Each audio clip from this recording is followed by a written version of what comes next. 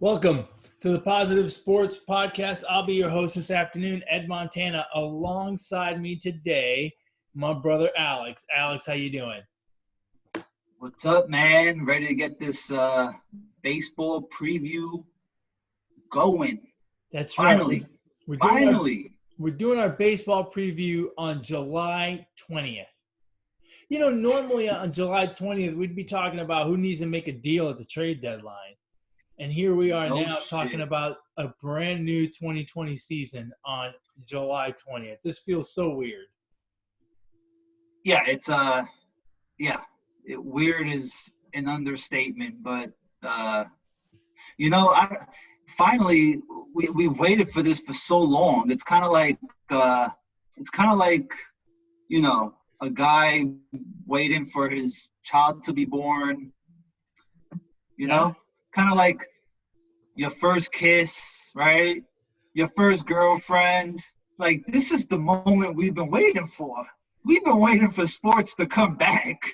I don't know about the first kiss, right? Because you never know when that's going to happen. But when the birth of your child is a good one, right? Because you know the baby is due. The baby is due at the end of July, right? And so you're for months thinking about it. And it's really no different than any other baseball season, except for the fact that we had to wait an extra 4 months.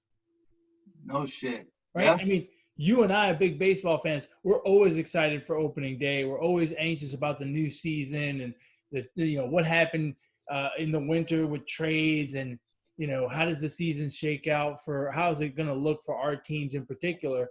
And this is the same thing. It's just 3 months later, right? 4 months later, because they usually start at the end of March. It's really weird to be talking about this in the middle of the summer. And the fact that we've gone this long without it is weird. It's just, we've been saying this for months with this whole COVID thing, right? It's weird. 2020, it's weird. Well, we can put all that to the side because we're finally here. We're a couple days away from opening night, then opening day. So good stuff. So let me ask you, you're going to play hooky? I don't have to play hooky this year. I don't have a job, so. But you're going to be squared up in front of the TV all day on Friday. Am I right? Yeah, but Thursday. Thursday's only Friday. 2 games, right? Yeah, you're right. Yeah. Thursday's only 2 games, and then right. But Friday it'd be all day barbecue for you. Yeah. I mean, I wouldn't put it past me to put something on the grill. Yeah, I don't blame you, man. I don't blame you. Yes, sir. So I'm pretty busy with work and stuff, so I don't know that I'm actually gonna be able to take the day to watch baseball, but I'm gonna have it on in the background. I know that for sure. Oh yeah. Sure. Definitely. We're definitely watching baseball. My luck, I will get a job offer as soon as the season starts, and it'll be one that I can't turn down, which will prevent me from watching games all day. Yeah, your first day at work will be Friday when you've got to fill out all the paperwork and you don't have your computer set up so that you can have MLB in the corner on one of your monitors and work on the other monitor. That would suck. The one good thing is, I've already been experiencing this, right? Working from home, I have the TV on constantly, and I'm a little different than you are. I enjoy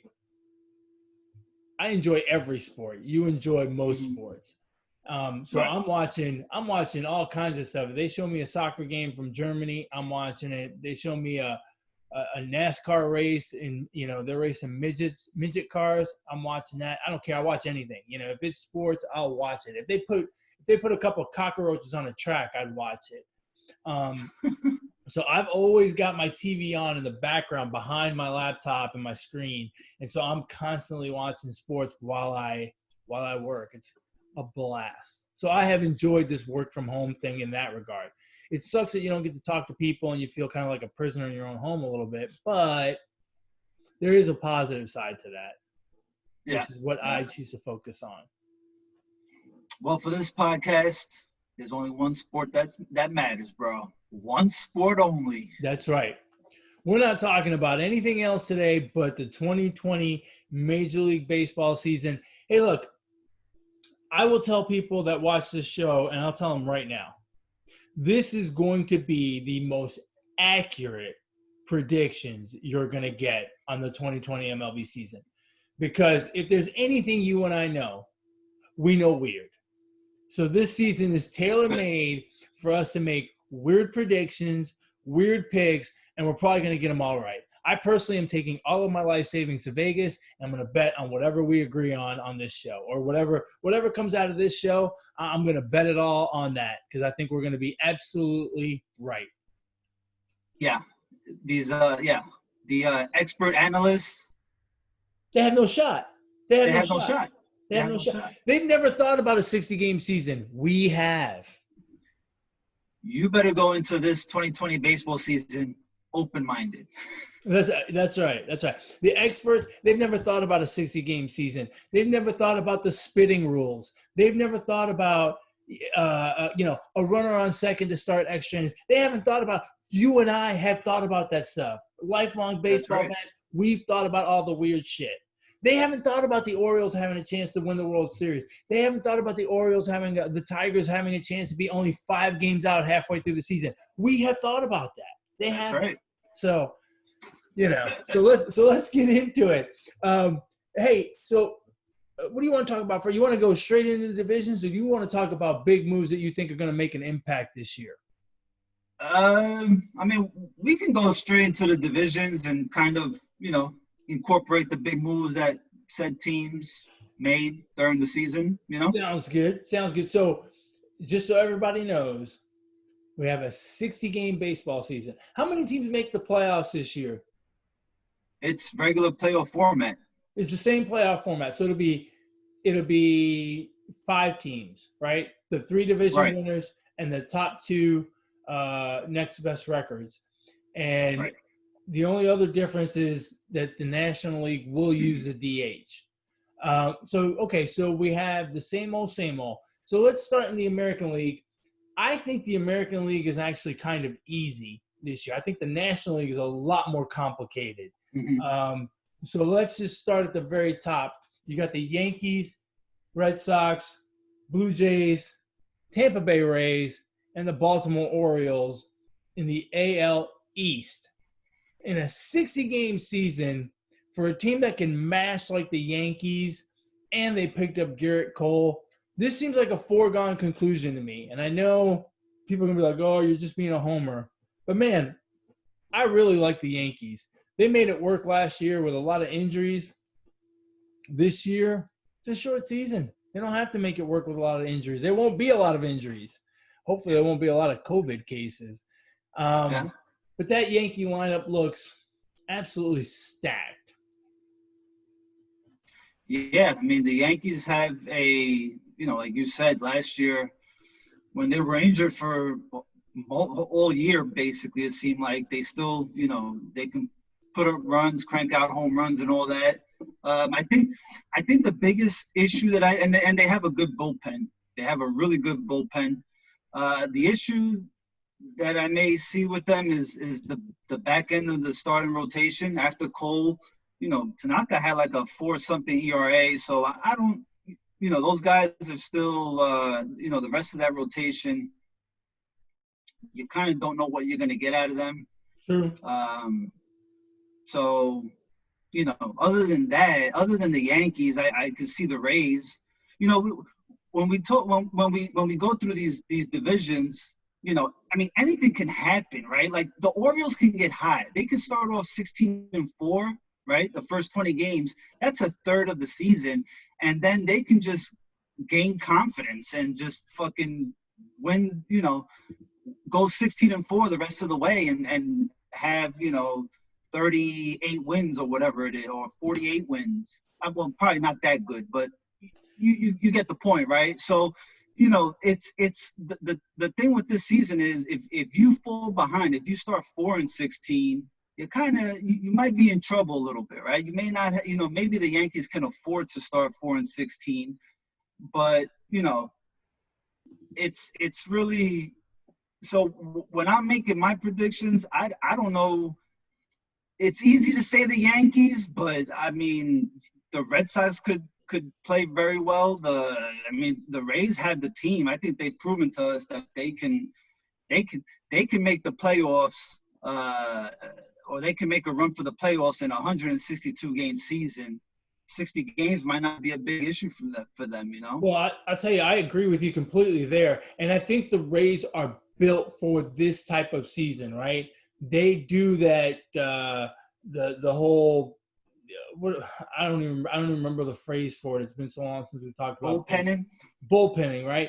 They live and die by that. And I think this is the kind of season that really lends itself to that.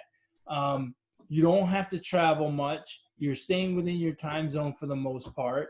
You're playing teams over and over again, the same teams. So, that familiarity, the best advantage that you have is the constant changing of pitchers, right?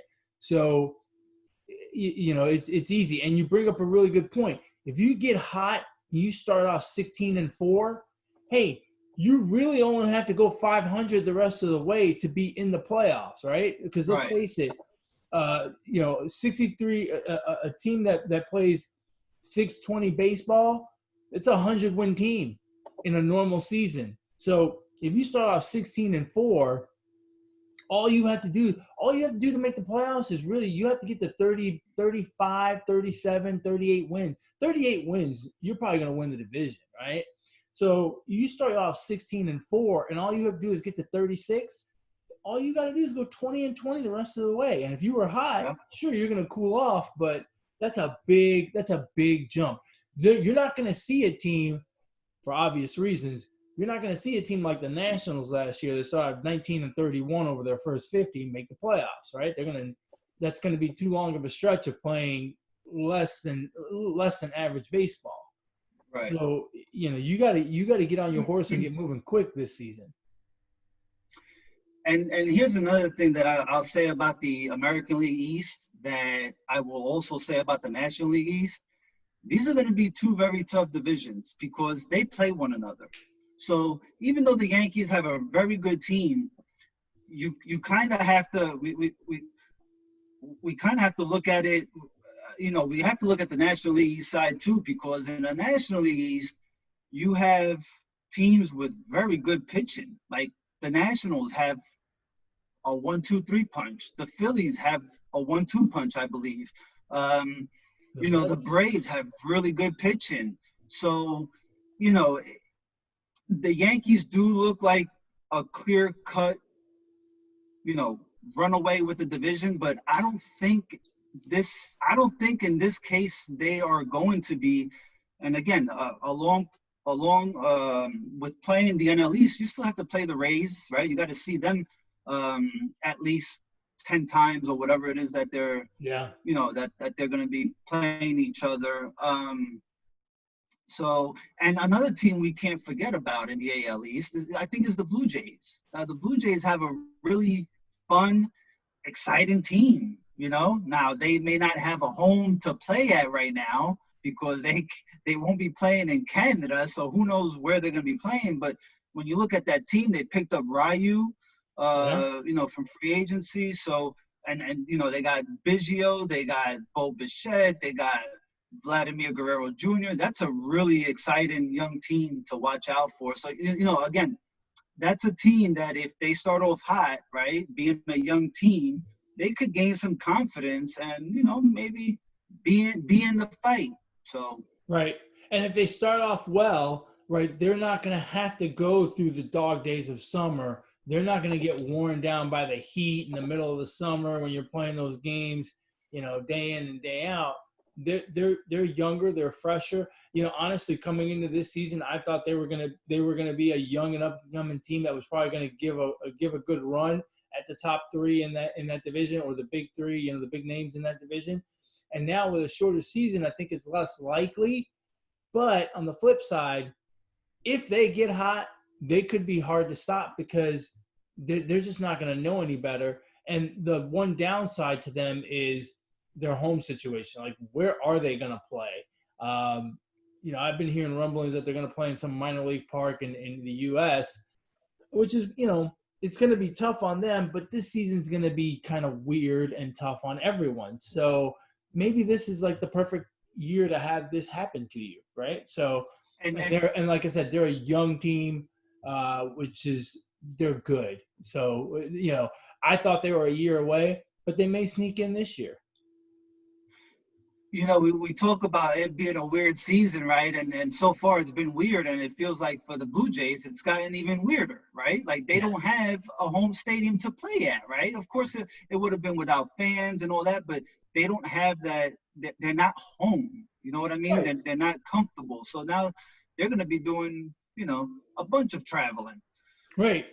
And, even if there are no fans, there's something special about playing in a big league park. The amenities are a little bit different. It's a little more comfortable. The locker rooms, yada, yada, yada, right? The facilities are conducive to them being, a little more comfortable. So, yeah, it only gets weirder for them. Yeah. The Orioles, I think, still are just terrible. And, the Orioles have to build their minor league system and acquire young talent and work from there. But they have a long way to go before they're even really competitive. I think it'll be interesting at the top. I don't know what to expect from the Red Sox. They lost Mookie Betts. They don't strike me as a team that, they're kind of like a ship in rough waters. It's hard to tell what's going on. And a new manager after Cora was fired. I don't know. To me, this looks like a two-horse race between the Yankees and the Rays, and I think both of them make the playoffs. With the Jays maybe surprising. This may be a season where we see the Red Sox drop all the way down to fourth. Yeah, I don't know what to expect out of the when you look at their – bless you, by the way. When you look at their team, I mean, they got Xander Bogaerts, J.D. Martinez, Devers. I mean, they got a decent team, but I don't know what else to. I mean, I don't know none of these pitchers except Nathan Eovaldi. Yeah. So I don't know. I don't expect too much from them. Yeah, I don't trust them. So because of the way the schedule works this year, let's flip over to the National League East, since they're going to be playing each other. Look, this is far and away the most interesting division. And maybe I'm biased, but this is the most interesting division in baseball. I think you have potentially 3 World Series teams. And when I say World Series teams, 3 teams that I would not be shocked to see any one of these 3 teams make it to the World Series. It would not blow me away. A 4th team that I think has a really good shot at making the playoffs, and then they've got one that's there for show just to make it 5 teams, right? The Miami Marlins they're just there to make it a division, right? It can't be a division without 5 teams. Huh? They're the Baltimore Orioles of the NL East. Yeah. But the rest of that division and the fact that they're going to play each other so much and the fact that there is some bad blood in there between those teams, I think is probably going to make this the most interesting. I understand that they're not playing a lot of games, so maybe patience. There'll be more patience. But I wouldn't be surprised to see some bickering going back and forth, and maybe not brawls, because my guess is that any kind of contact will make they'll make suspensions pretty severe this year. But those teams are all going to be hot by the time it gets to September, and by the time we get to late September, and there's a playoff rush. Those other 4 teams are going to be hot with each other. And honestly, this is one where it's a complete flip of the coin to me. I think the Braves and the Nationals are the 2 best teams in this division. And quite frankly, I think the Braves are the best team in the division. But I wouldn't be surprised to see the Nationals win. I wouldn't be surprised to see the Phillies win. Heck, I almost wouldn't be surprised to see the Mets win. There's a lot of talent. Let's start with the defending champions, the Washington Nationals. They finished the season lifting the trophy, which is all fine and dandy, but that's old news. Now we're talking about this year. We're talking about 2020. We're talking about the weird year. And the big move for them was actually a loss. They lost Anthony Rendon this a year after losing Bryce Harper to Philadelphia. But they did make one good move, and it was a re-signing. They re-signed Steven Strasburg, who proved to be an absolute stud during their playoff run. Is this team better than last year's team, or are we looking at the same thing and hoping for the best? I mean, yeah, Rendon's that's a pretty big loss. But I think they can still, hang. Their pitching is so good, I think, that, I mean, you got Patrick Corbin, Scherzer, and Strasburg. That's a solid 1-2-3, if you ask me. Oh, yeah. And, the bullpen really came around last year, and it's pretty much the same. So I think they can be just as good in these 60 games as they were last year in the second half. So one of the things I really like about the Nationals, Martinez, right? I think he can manage that team. This is a short season. He proved to be very good in the playoffs last year, pushing all the right buttons. I think he can do the same kind of thing this year. And, I think that's a big advantage for them. Then you've got the Braves, which I think the Braves are super duper talented. And this is a young team that we've been looking at getting better every year. They won the division last year, didn't do so hot in the playoffs, but they won the division, 97 wins last year. So it wasn't a cakewalk for them. I'm a little concerned with the Freddie Freeman situation. There seem to be other players. Markakis isn't playing this year. So I am a little concerned when I look at the Braves. I am a little concerned about things like that. But as far as talent goes, they're pretty good. They lost Josh Donaldson, but I don't think losing Josh Donaldson is that big of a deal. He's a good bat and all, but I think they've got the talent to replace that. I kind of view it as not to the level of the Nationals losing Harper, right? Because Harper is obviously a much better talent than Donaldson. But I feel like they've got other players to fill in those roles and to really have them primed for another run at the NL East crown. What do you think? Yeah, I mean, again, I mean, this division's really, really stacks up pretty good. They got a pretty young pitching staff, the Braves do. So, I think that'll be something to watch out for. And they have a pretty good bullpen as well. They went out there and got a reliever from the Giants, Will Smith. Yeah, who was, who's pitched pretty good last season. So, that strengthened up already a pretty decent bullpen. So, yeah, it's a good team. Again, it's really tough. For me, it's tough because they're going to be playing within the division, and then you got to cross over and play, the Yankees, the Rays, the Blue Jays. So, I think the thing to watch out for from the Braves is Ronald Acuna. Is he going to be able to put together another solid season, right? Like an MVP almost type season like he did last year. If he, with everything that's been going on, it's real easy to,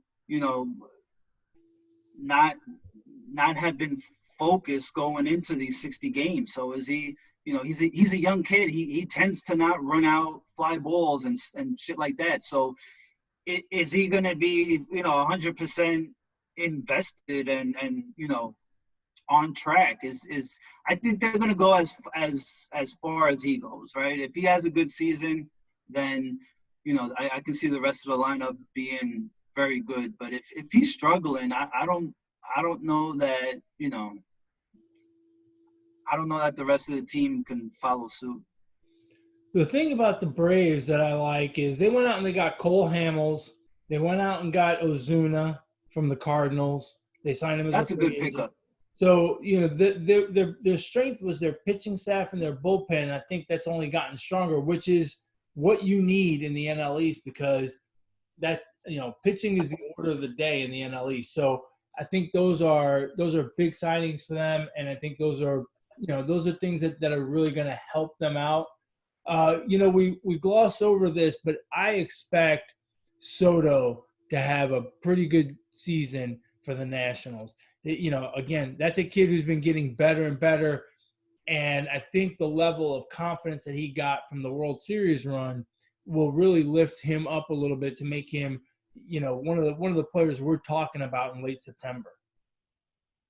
Yeah, I actually think losing Rendon is going to affect Soto a little bit. It was Rendon, then Soto, and then the number 5 hitter, I guess, Howie Kendrick for the Nationals. I wonder, he doesn't have Rendon now hitting in front of him, so is he going to see pitches, right, that like he was last year? I don't know. So that I wonder how that's going to affect them. Well, the good thing is they still have Kendrick, which I think that veteran presence is helpful. Losing Rendon is a problem, but hopefully he'll still he'll step up his production now. That's what happened last year with Rendon, right? They lost Harper and Rendon really stepped up. So I'm expecting that from Soto this year. Yeah, that's something to look out for, I think, right? Because like when you lose Harper, but you still got Rendon and Soto, now Soto loses Rendon, and it almost feels like, well, let's see if he can carry this lineup, right? Because he's going to be their number 4 hitter. He's going to be their cleanup guy. So I think that'd be really interesting to watch. Look, when you look at the Braves rotation, Mike Soroka, who's getting the opening day, he's 23, Max Fry 26, Newcomb 27. Nobody's over 28 years old. They got a really young starting rotation. That's pretty impressive. Yeah, but it's good. No, yeah, it's a good rotation. And it's a good rotation. So let's move on to the Phillies. The Phillies didn't sign a whole lot of players, but they made one signing that I really liked. I know you really like. And more importantly, I think they got the best manager they can get their hands on, which I think having Joe Girardi there is going to be extremely helpful for that clubhouse. They picked up Zach Wheeler and Didi Gregorius. Those were the 2 big signings in terms of on-the-field talent. Is that going to be enough? Well, it's going to be enough to eat up some innings, right? With Nola, Wheeler, then you got Jake Arrieta. If he can kind of get it together, he can go 6-7 solid innings for you, and all of a sudden now you have a formidable top 3 of the rotation. You don't have to rely on your bullpen as much. I think this team can put up runs. I mean, when you got McCutchen, Romuto, you got Harper, you got Rhys Hoskins. So you have a lineup that can, score some runs. And if those top 3 guys in that rotation can, can give you some solid outings, I think the Phillies could very well, make a run for that division easily. It's the interesting thing is going to be they're playing a 60-game schedule, and the first 60 games of the season, Zach Wheeler is not very good. But in the back half of the season, he was really good. So they're playing the first 60 games in the back half of the year. Which Wheeler will we get? Will we get first 60 game? Will we get first 60 game Wheeler, or will we get July through September Wheeler? And I think if they get July through September Wheeler, they're very much going to be in the hunt, because you're right. The offense is there. They've got plenty of sticks. It's a matter of now getting some pitching and not having to rely on the bullpen. And Arrieta had some really good stretches last year. He struggled at times, but he did have good stretches, which, look, this is the type of season where we're concerned about stretches, right? Because that's all this is. It's a 60-game stretch. Just like the Nationals looked like a bottom feeder over 50 games last year. If they can flip that around, or the Phillies can flip that around, you're looking like a serious contender. If you go 31-19 over 50 games, you're looking like a serious contender. And, Yeah. I think the Phillies could do that. And I place a lot of value on Joe Girardi in the dugout at the helm. I think that's going to help this team a lot. I understand that it's National League baseball, right? There was a little bit of concern he had not managed in the National League. Now it doesn't matter because everybody's using the DH. So there is no National League managing and American League managing. Now it's all the same. And Girardi did extremely well with the Yankees with a lot of talent. I think he's got a lot of talent here. I think the Phillies could be very, very dangerous as well. Yeah. The only thing with the Phillies would be their bullpen. I don't know. I don't trust their bullpen too much. But again, that's if you can get those top 3 guys to eat up some innings, that kind of erases that. You kind of put the not so good bullpen on the back burner, and Yeah, and Alex, this is one of those things where I think bullpens, by their very nature, right? Because you've got guys that go 1, 2, 3 innings, you don't know who they are really. I think everyone always questions bullpens, right? We get to the trade deadline every year, and what do we say? Everyone can use bullpen help. So the bullpen's always a question mark to me for every team. Well, actually, now that I think about it, now that we're talking bullpen, the bullpen's going to matter a lot this year because now the pitcher has to face 3 batter minimum. So you can't now just go in there, do a lefty against lefty matchup, and then you got a righty coming up, pull him and bring in. Now you got one pitcher that has to face at least 3 batters. So, if you don't have some bullpen arms, some guys that can make a couple outs, you may be in trouble, and I think that's where maybe that rule might hurt the Phillies in this case. Hey, let me ask you a question, just a little slightly off topic, and I don't know if you know this or not. Do they have to face 3 batters? If that's the case, if they pick a player off, does that count? Right? Like, do they have to get 3 out? Do they have to have 3? And you know what I mean? I'm not phrasing my question correctly, but if you have a double play, right? If you face 1 batter, let's say you bring someone in bases loaded, and the guy, hits a line drive, they get a triple play. Does he have to come out and start the next inning? I don't know. That's a good question. I was gonna kind of look it up real quick. I wonder about that. Yeah, that's an interesting little. Yeah, I don't know how that rule works exactly.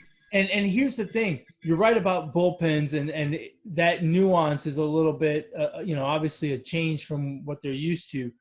But here's the other thing: I think managers, because it's a short season. Look, your 1, 2, 3 guys, they're only getting 12 starts, right? So a third of what they used to get. So I think they're going to be willing to leave them in there longer. So if you have a guy, pitch counts are going to be a little different. You're going to let him go 120 pitches because, it's a short. He's only got 12 starts, so you may as well use it. So I think we'll see less bullpens in some regards. Well, we joked about it on the podcast maybe like a month or so ago. Pitchers are gonna have a long leash. Starting pitchers are gonna have a long leash, and we made a joke about it, right? Yeah. But we could very well see that, and those are one of the things that make this season so interesting and so odd, right? That we're going to see things that we didn't see. We haven't seen the past 10, 15, 20 years. You know what I mean?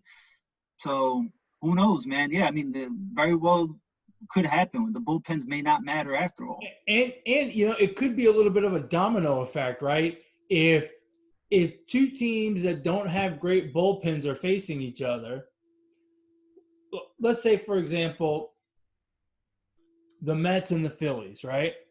And let's say you have Jacob deGrom and Aaron Nola on the mound, right? A classic 1 versus 1 matchup. If the game stays close throughout and it's, 4-4 in the 6th, normally you might start thinking about using your bullpen, right? If you're Joe Girardi, with Aaron Nola or with Jacob deGrom, you might think about, well, it's time to get the bullpen involved. But now you might not, because now you might say, I've got my ace on the mound. It's a short season. He can go another inning, and I trust him more than I trust my bullpen. And right. The Phillies may say the same thing. And so you may have these guys where even on days where they're giving up a lot of runs, which 4 runs for those guys is a lot, right? That's a bad outing for them. But you may see them in a 4-4, 5-5, 6-5 type game go into the 8th inning. Why not? Even Jacob deGrom not having a great day, I trust more than my bullpen, right? Or right. Aaron Nola having a bad day, I trust more than my bullpen. Plus, there's less days off. So between games, right? You don't get – you're going to play these – they're going to play 60 games in what, 70 days or something ridiculous like that?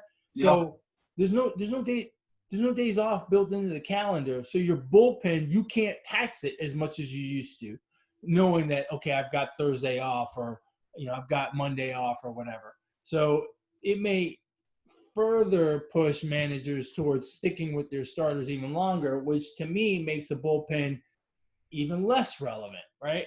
Or less important. Right. That's going to be some of the fascinating thing. See, and this is where I think a team like the Nationals and a team like the Phillies have an advantage over a team like the Braves and the Mets.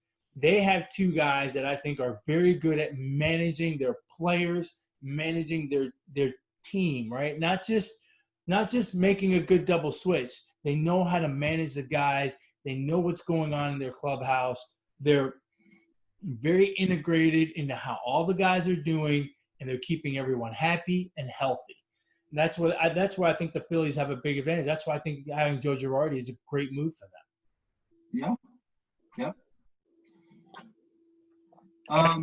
So tell me what you think about the Mets now. That's the last team in that division. Or not the last team, the only team we haven't talked about.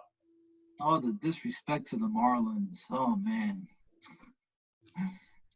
Look, the Mets, I think there's a big question mark with the rotation. I think, look, DeGrom's not going to have the type of seasons he's had the past 2 seasons, okay? I don't think he is. He's going to be good. He's not going to be as great as he's been.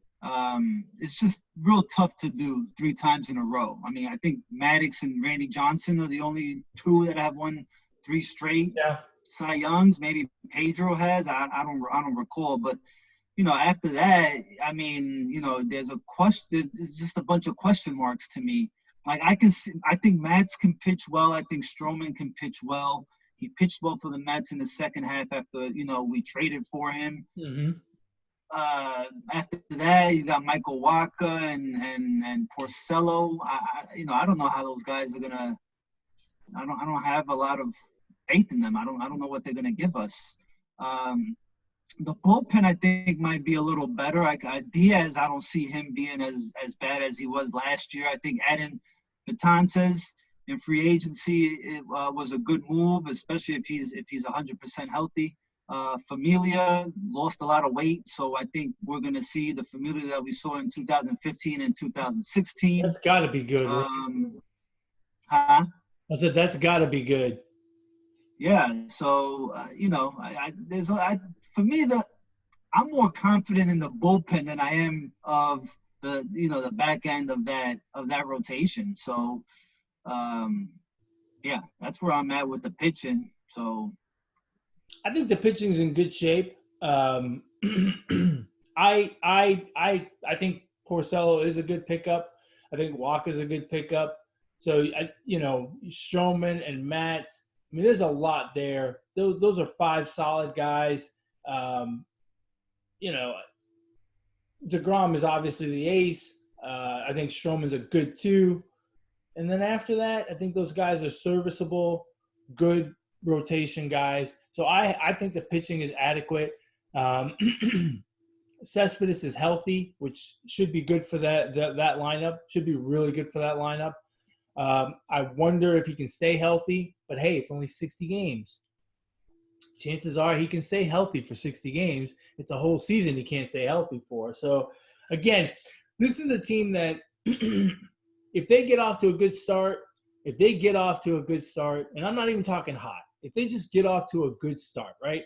12-8 to start over the first 20 games, 13-7, something like that. I think they could get into a playoff spot and make some waves. I don't think they're good enough to make it all the way, but I think they can make the playoffs. I think they could very easily make the playoffs because, again, if you go 13-7 over your first 20, you are hurting someone in your division because you're playing so many games within your division. So if you're, right. It's not 3 teams from the NL East can't go 13-7. It's just not going to happen because they're playing each other. Right. So if you get off to a good hot start, not even a hot start, but just a good solid start, play solid plus 500 baseball, I think, that's the key. And that's what's going to be really difficult in the NL East is it's going to be hard to get off to that kind of start because they play each other so much. And quite frankly, the other side, right? Playing the American League East is no cakewalk unless you're playing the Orioles. Heck, the Marlins and the Orioles, if they could just stick to playing each other and one gets hot over the other, they could be in it. That's right. Yeah, the thing with Cespedes is, it boils down to 2 factors, health and incentives. He's got a huge incentive, right, to make more money next season, to prove that he's healthy. And I think the DH, there's obviously all 15 teams in the National League are going to benefit from the DH, but the Mets are one of the teams that benefit even more from the DH because all you have to do is just DH Cespedes. Like, if he's not, he doesn't have to field, so there's no reason to play him a lot in left field. I wouldn't. And if Cespedes is healthy, we've seen in 2015 when we traded for him, he carried us for 66 games in that second half. So, or 71 games or whatever it was. So we've seen him go on these crazy runs. And again, that kind of goes together with incentives. He's got a huge incentive to stay healthy and produce and get one last contract from a Major League Baseball team next year, whether it be from the Mets or someone else. So I think the one lag in the Mets lineup is Robinson Cano. That guy's fucking making $20 million a year, and he's the laziest ball player I have seen in a long time. He's fucking lazy. He feels lazy. He runs lazy. He runs out the box lazy. His swing is lazy. I mean, coming off PDs, that guy. If we keep batting him third, it's bad because he's gonna be protecting Pete Alonso. And Pete Alonso ain't going to get shit to hit because pitchers are just not scared to pitch to Robinson Cano anymore. He's not the 09 Robinson Cano. You know what I mean? So surely they're going to flip that around, right? Well, I don't know. I mean, Rojas has batted Alonso second. And actually last season, Alonso batted second for most of the season. God, that seems like a bad idea to me. I am 115% against it. I don't see. Look, the Mets have McNeil and Nemo who have a very good on-base percentage. Those are the 2 guys you bat 1 and 2, and then you have Pete Alonso hit second. Or you can even have Conforto hit. You have Pete Alonso hit third. You can even have Conforto hit third. So. I don't think third is a good batting position for Robinson Cano. And the problem with that is if you don't put him third, where do you put him? Because if you put him too far down the lineup, Cano. If you put him too far down the lineup, he's going to become a clubhouse cancer, right? You can't put him first or second because he doesn't get on base enough. You really shouldn't put him third because he's not that hitter anymore. You can't put him 4 or 5 because now you got the big sticks there. Do you put him 6, 7? If you put him fifth, you can put him 5th or 6th. Yeah, but then that offers no protected. You can't put him. I don't think you can put him 5th because that offers Cespedes no protection. You know what I mean? So, I think he should be batting second. If if you take into account the clubhouse, you put him second. If you take into account talent and where they are in their career, he probably should be hitting like seventh, right? That ideally, that's where he should be, way down there. But I understand that if he's not happy where he's hitting, then you're gonna have a problem in the clubhouse, right?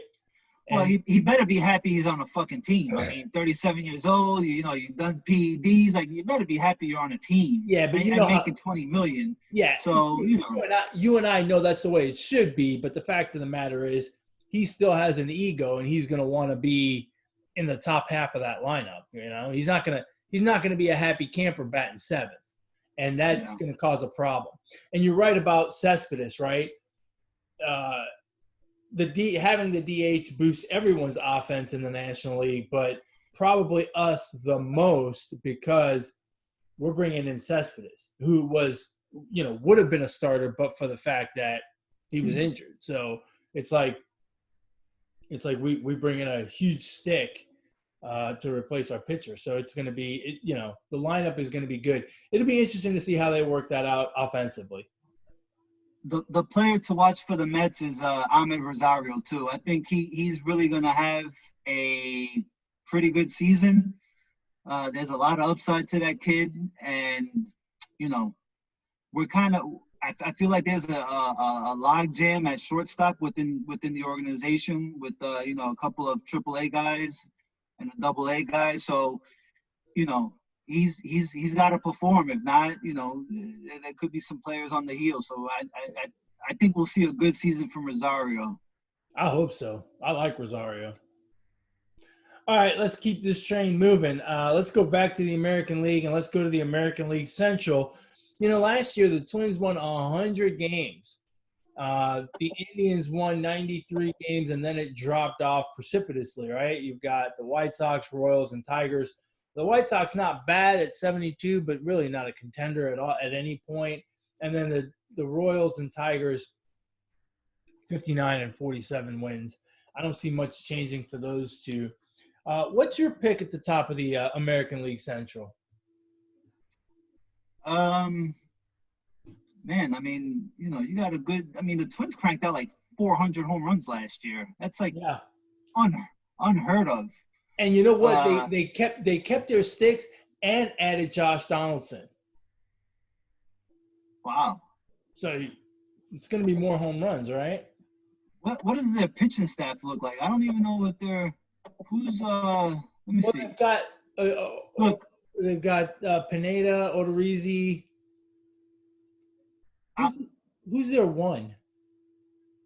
I don't know. I'm looking it up. Look, I'll start off with a really wild card team in this division. It's the Cleveland Indians. I have no idea what this team is going to give us because they lost Kluber. They lost Trevor Bauer.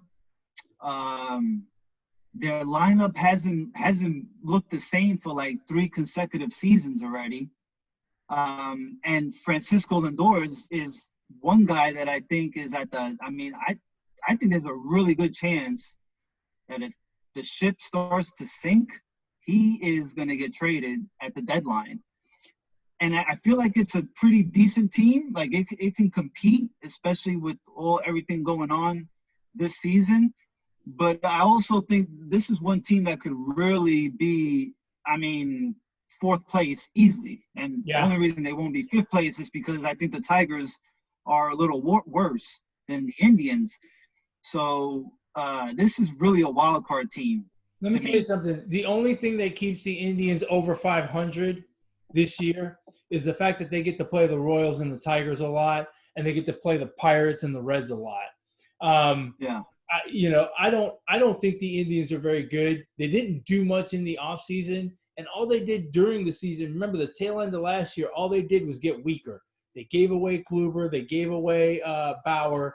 And when I say gave away, they gave those guys away. Now, they still have who's the other starter that's really good? They got Carrasco, Clevenger, right? They still have Clevenger and Carrasco. But look, Carrasco came off some life-threatening shit. So Yeah. who knows how much you're going to get from him, although having a shorter schedule certainly favors him. But these COVID times, he's probably a high-risk category. So, seeing him end up on the IL for 2 weeks would not be a shock, right? Right. I think the Indians are in big trouble. And, they got some sticks to help them out, but they don't really have much more. And I think I hate to say it, but I think that they are not going to be very good. In fact, I expect the White Sox to pass them up. The Twins are looking at the postseason. I think the Twins are playing baseball this year, and their entire focus is on what can they do in the postseason. And for me, it boils down to the bullpen. What can they do when teams like the Yankees and the Astros, who can really wear down a pitcher over the course of 3, 4, 5, 6 innings and get to your bullpen early, what can they do to hold the ship, right? Because they're going to score runs. We know that. They're going to hit 400 – well, not this year. They're not going to hit 400 home runs, but they'd hit the 162-game equivalent of 400 home runs in 16. Right? They're going to hit. They're going to mash. That's what they do.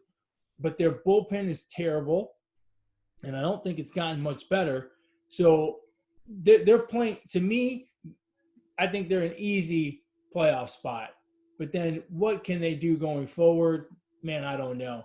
The White Sox could give them a run for their money. I think the White Sox are a solid team that is getting better. And, they picked up Grandal. They picked up Keuchel. So they have made some moves to make themselves better. They re-signed Jose Abreu for a shit ton of money, which is good for them. They picked up Encarnacion, Gio Gonzalez, which is not a bad back end of the rotation kind of guy. And they had some pieces that were starting to turn that team around. Giolito, who's it? Anderson, right? They've got some pieces. So I think they are going to give them a bit of a run, only because it's a short season. Over the course of 162 games, I wouldn't hold out much hope. But short season, you get hot. You get back-to-back series against the Royals and the Tigers, and all of a sudden you can be on a 6-game winning streak, and things can happen. But I feel for the Indians in this division. I think they're going to have a serious fall off comparatively. Yeah, I actually believe in the White Sox taking care of business in this division. I think the additions that they made, going out, spending some money, is kind of equivalent to what the Twins did. Last season, going out and spending and making some moves. Except I think that when you look at the White Sox pitching staff, their rotation is a little better. They got Gio Gonzalez, they got Dallas Keuchel. I think those are really good additions that are going to eat up some innings. So I think the Keuchel addition is great for that team. Yeah, that's really good. And their lineup is stacked, man. Tim Anderson, Moncada, if he could stay healthy, can be good. You got Jose Abreu, Grandal, Eloy Jimenez, Luis Robert. If you see that guy fucking crush those couple home runs in those 2 games, I mean, that's a big boy, man, and he's young. So, again, this is a team that can, I think can get off to a fast start with that offense. Absolutely. Yeah, it should be interesting. It's unfortunate that teams like the Royals and the Tigers are in that division, because those 2 teams are just, they're not doing anything. Not for a couple of years. What have the Royals done? Who they pick up? I mean, they got a bunch of bullpen hope. They probably picked up COVID. Well, they picked up Franco from the Phillies. That's not saying much. Yeah, they didn't do much. The Tigers are the same thing. The Tigers are building for the future, so they're not going to pick up any big names. There's nothing they picked up that makes you go ooh. You know, they picked up Maben from the Yankees, but I mean, he's not that big a deal. Yeah, I think this will be a 2-team race, and I feel like the Twins kind of had their chances the past couple of years. You know, they won the division, uh, but they just can't seem to get over that hump of Yeah. just of that wild card game. And I don't know if this season they're going to be able to do And it. with them, it's a bullpen issue. It's a Yeah. bullpen. They're competitive. You know, they're scoring runs, and then the bullpen comes in and it just falls apart, right? And that's been their story, and it's not a good one. Yeah, and it's going to be an issue when you play the teams in Indiana at least. Again, see how all this is, because when you look at the NL Central, you got the Brewers, you got the Cubs, you got the Reds who have a good offense, I think, this season, and you have the Cardinals, and the Cubs. So It's not going to be easy. It's gonna be tough. So speaking of the NL Central, this is another one to me that is it's a crapshoot. I think you've got 4 teams that over a 60-game schedule really could make things happen for themselves and could win this division. I don't even know where to go first. You pick, man. Where do you want to go first? I mean, the Cardinals have the best pitcher in that division, I think. I think Jake Flaherty is like the real deal. Like, he's really good. And, the Cardinals always seem to, this is like perfect for them, 60 games, because it feels like the last few games of the season, they go on these runs sometimes and fucking miraculously make the playoffs.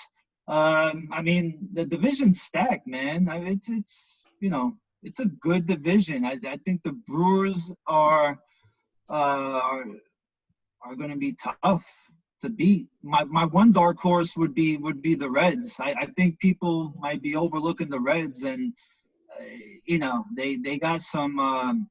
I think their lineup is going to score a lot of runs. Yeah, it should be interesting. They're pretty much bringing back the same team. They lost Ozuna and Waka, but you know how it is with the Cardinals, man. It seems like they lose a pitcher and they seem to find another one that we don't know about to be just as good, if not better, than what they had before, right? Their pitchers seem to come out of nowhere. So I expect them to be in the hunt. I'm a little concerned. They are traditionally a slow-starting team. They seem to heat up when the weather gets warmer, but we're starting the season in the warm weather. So maybe they, again, right, kind of like we talked earlier about Zach Wheeler. Are we going to get the first 60-game Cardinals, or are we going to get the July through September Cardinals? And if we get July through September Cardinals, they're going to be in the thick of it if they don't just flat out win it. If we get the first 60-game Cardinals, it's going to be tough. It'll be very interesting to see how teams come in. Like, will they come in raring to go, right? Because there's been talk about starting the season for months, and but on the flip side, they haven't played any games. So are they going to be, full throttle on July 24th when we start playing games for real?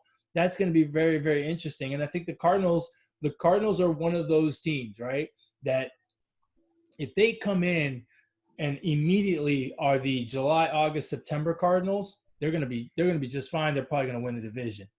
But if they come in like the first 60-game Cardinals, the Cardinals that start the season 30-30, that's not going to cut it. Right. Yeah, I really like the Reds, man. I think their lineup is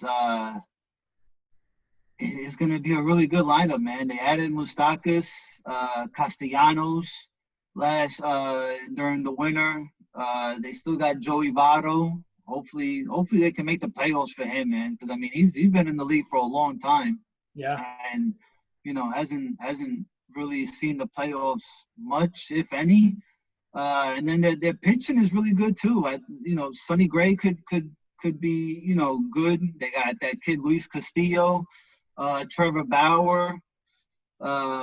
So I think this is going to be one of those dark horse teams that surprises people. Yeah, if they get off to a good start, again, they can make a serious run at winning the division.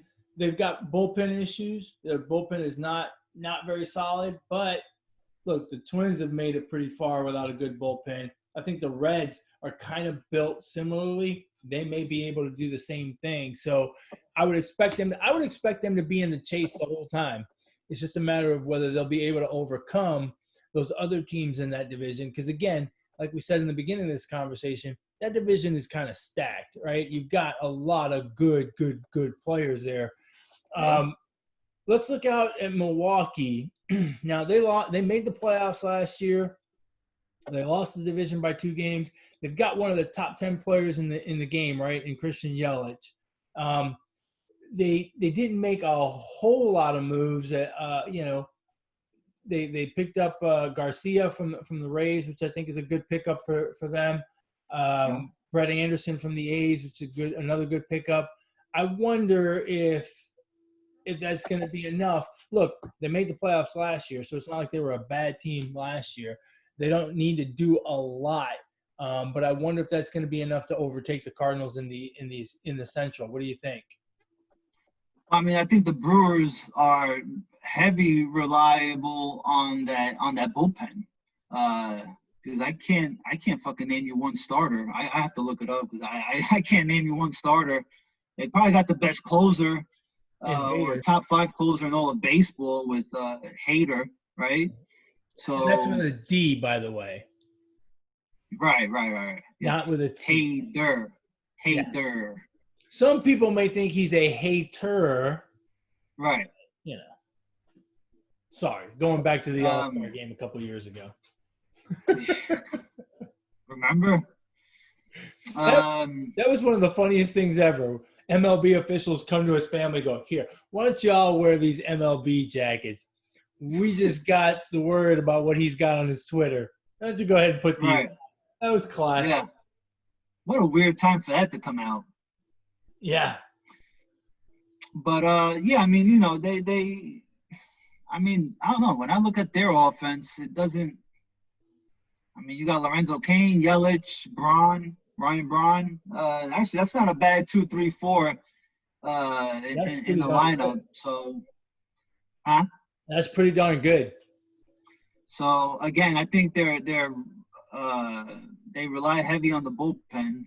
So, their starting rotation probably their biggest question mark, if I had to say. They lost Moustakas, which is a bit of a problem. Gio Gonzalez, which I thought was good for them. He's gone to the White Sox. It'll be interesting. I think they're pretty much the same team as before. And, they're managed well. They play well. Short season, again, for them, it's going to be get off to a good start and make sure you put it to the Cardinals and Cubs in your division. And that could take you all the way, or that could take you. At least. Let's not forget the Brewers. Let's not forget the Brewers signed that one guy from the KBO League, Josh Lindblom. That's right. Yeah, we're all KBO experts now, right? That's right. And then the last team that we need to talk about. Well, we're going to talk about the Pirates. I mean. I don't even know who they have anymore. Well, they lost Marte, which is, pretty good stick in their lineup. Yeah. They don't have much. Nah, I mean, they're the Pirates are in the rebuilding process. Yeah. I mean, I think they're ways away from I mean, Josh Bell is probably their biggest bet in that lineup. Oh, but by far. Other than that, they got a really, really young team, and they got ways to go to compete. But, hey, look, man, we've talked about it a ton. This is a crazy, odd season. What if they go 22-8 in their first 30 games, I mean, it could happen, bro. That's not going to happen. I don't know. That's not going to happen. Never. If 2020 has taught us anything, it's never say never.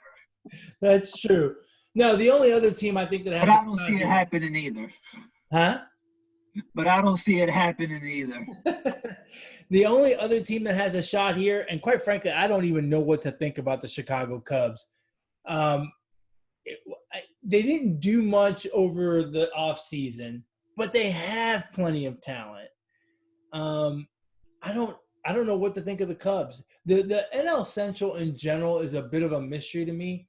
I really don't know what to think of the Cubs. Um, Jason Kipnis is probably the biggest addition they made, which is not all that. Yeah. Obviously, there's some concern with Rizzo and his health. Uh, Bryant, I think, is obviously top-notch ball player. We'll see how that shakes out. But they lost Castellanos, lost Cole Hamels. They really haven't done much. I don't know what to think. And I don't think they had to do much. I mean, look, they're freaking bad in a MVP leadoff. Like Chris Bryant bats leadoff. So I think that says a lot about the Cubs lineup, and I think it's a pretty good top half of the lineup. Like the first 4 or 5 hitters. I think their pitching is a little bit of a question mark. I don't know if I put him up there with one of the best pitching staffs in the major leagues. I think that's a team that's gonna be able to score a lot of runs, but also give up a lot of runs. And this is another team that has kind of like a fresh voice in their clubhouse. Madden's no longer there. It's who is it? David Ross, I think. Yeah. See, but I think you're right. It is David Ross, but I think that's a step down. I think Madden was very, very good, especially when you consider that 2020 is a weird season and it is a bit of a crisis season. So I worry that David Ross, with no managing experience, now has to deal with this team, this situation, and this funky season. So I think more hesitant to place much value on them in terms of winning this division. Yeah, but but I think their lineup can kind of cover that hole a little bit. You know what I mean? Yeah. I mean, because you still got Schwarber, Baez, Jason Hayward. He's not great, but I mean, he can ball. He can old play. Is Jason Hayward? I mean, Jason Hayward's got to be, what, 63, 64 now? Close. He's 30. He's only 30? Yeah. Are you serious? Yeah. Oh, my God. That guy's 30. I feel like that guy's been in the league forever. Why is that? He has. It feels like it's been a long time since he debuted with the Braves. Braves, right? Yeah. God, he played with the Cardinals. I'm serious. I thought he was way older than that. No. I mean, way old. I thought he was like 38. All joking aside. Probably because he's made a jack shitload of money. That's why. Yeah, but there's a lot of guys that have made a lot of money. Yeah, but not like him, where he hasn't really produced to that, kind of it hasn't balanced out. He's only been in the league since 2010. Oh, he was an all-star in 2010. Maybe that's why I think he's been in the league a long time. Maybe. I didn't realize he was a rookie all-star. Man, when you look at the Cubs, they got Kyle Hendricks, Yu Darvish, Lester. They got a seasoned rotation. Yeah. Which is good. Yeah, it's good, especially for this type of season, right? That we have, right? Absolutely. Hey, speaking of, we've touched on this a couple of times. What do you think is more valuable? Experience to deal with the oddities of this season, or youth because it's so compact they can hit the ground running and they're not going to fade towards the end? What do you think is more valuable this year? I don't know. I was just about to say, if you say I don't know, I'm going to punch you in the face. I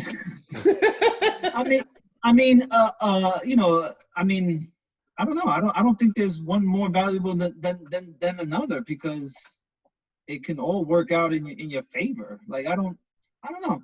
That's tough. I don't really value one more over another, even during this type of season. See, I asked the question because I noticed as we've had this conversation, we've placed value on a seasoned rotation, like you just mentioned, right? Right. And we've also placed value on a young team that can go hard, like the Toronto Blue Jays, right? Don't care, 60 games, blowing and going. It's funny how we look at different situations and we say, well, this is valuable. Well, no, this is valuable. You know, it's kind of like Well, I think whatever for makes my me, argument. that's right. For me personally, I put a lot of value in pitching, So like the Braves have really young pitching, but I think they're really good pitchers. Right. So, I don't think the age has a lot to do with it if you're good or not, for Right. me.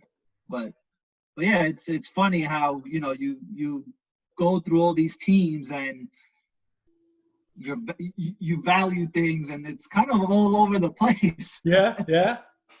Hey, that's the beauty of sports, right? It's the best reality show ever. Ever. All right, let's move on to the West. Let's go to I almost want to go to the National League West because I think it's easier. But no, let's stick to the way we were doing things. Let's start American. We could start at the National League if you want. I got no issues with that. Look, this is a weird season. This is a weird preview. I was just about to say that. Let's get weird. Let's go back to the National League. You got the Dodgers in the National League West.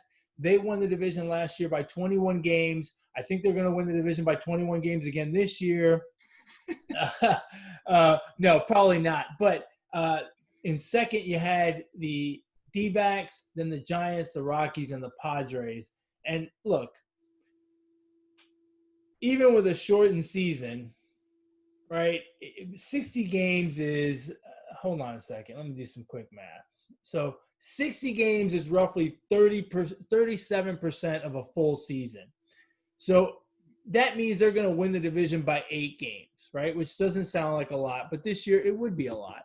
And quite frankly, I don't see any reason why they won't win the season. They won't win the division by 8 games.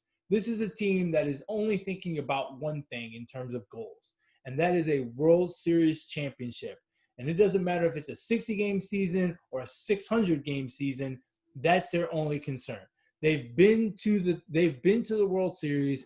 They didn't go last year, but they went to 2 years before that. They lost very close series both times.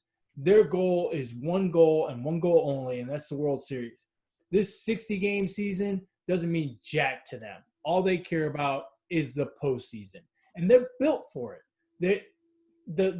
If you look at them out on the field, it looks like an all-star team. The light just went out. Oops. Oh. It looks like an all-star team. I mean, Sager, Bellinger, now Mookie Betts. You can go on and on. They are absolutely stacked. They've got good pitching. Yeah, they lost Ryu, but they picked up David Price. Unfortunately, he's not going to play. And even with him not playing, they're still massive favorites. I love this team. I think they are fantastic. To me, there's not much discussion as to who's going to win the West. To me, this is as chalk as it gets.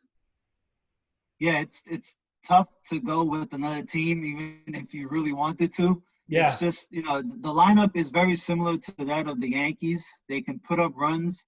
It's just that I think the Dodgers pitching starting rotation is really good. I mean, when you talk about Walker Buehler, Kershaw, Travis Wood,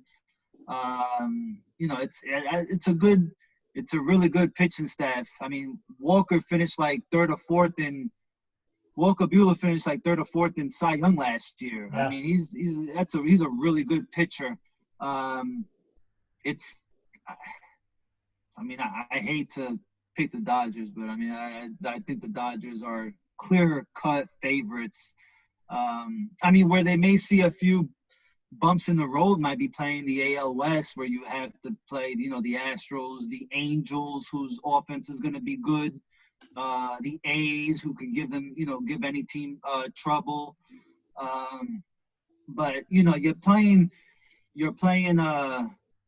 still playing within the division 10 times. You're playing all the teams in the NL West 10 times.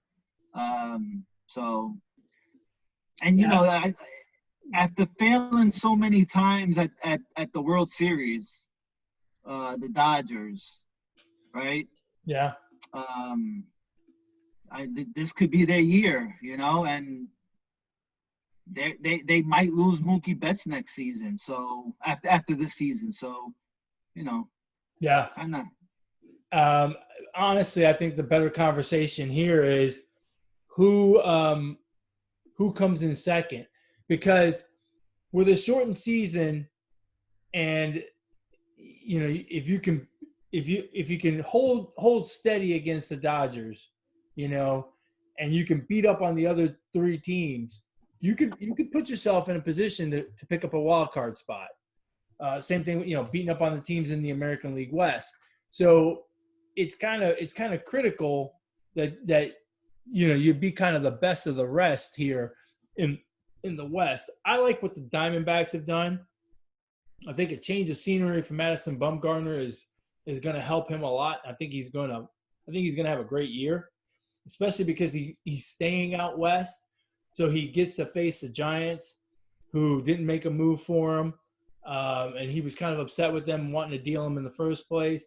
He gets to face the Dodgers, who he always pitches well against. He got up for that rivalry, and I don't think that's going to go away now because he's on a different team. He's a solid pitcher, right? A good guy to anchor that rotation. They picked up Marte. They picked up Calhoun from the Angels, who I think is also a pretty decent player. I like what the D-backs have done, and I think they are going to be in the chase for that wild card spot, and I think they're the second best team in that division if I had to put money on it. Yeah, I mean, when you look at the Diamondbacks, they were in the wild card hunt last year. So, the addition of Madison Bumgarner, is a really good one. For me, it comes down to them and the Padres. I think they're very similar.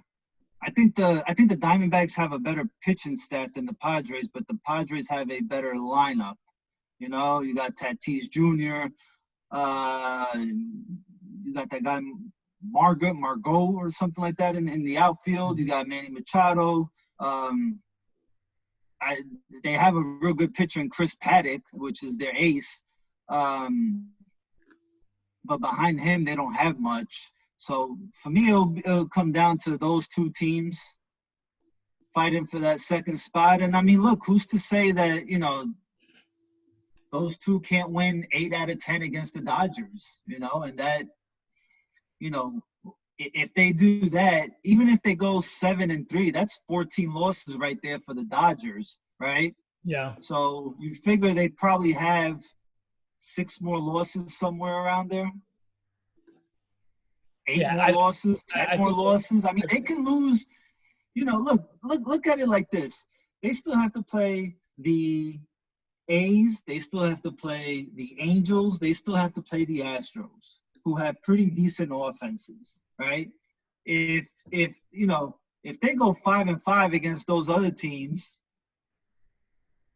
that's 15 losses plus, 14 losses between the Diamondbacks and the Padres, somewhere around there. I mean, likelihood it could make things interesting. It could, but the likelihood of any team going 7-3 against the Dodgers is not very good. The Dodgers are, look, the only real in the division, they have no competition. The only competition for them is going to be when they go across the field, across the league, and have to play the Astros, the A's, and the Angels, I believe. I'm giving you a little hint as to how I'm looking at things in the AL West. But, again, I think the important thing for a team like Arizona and a team like San Diego is they have to make hay against the Giants and the Rockies and the other team, right? So, which they should. Right. To me, the Giants are very much in a rebuild mode. They won't have Buster Posey on top of that, which is a huge, huge loss. So,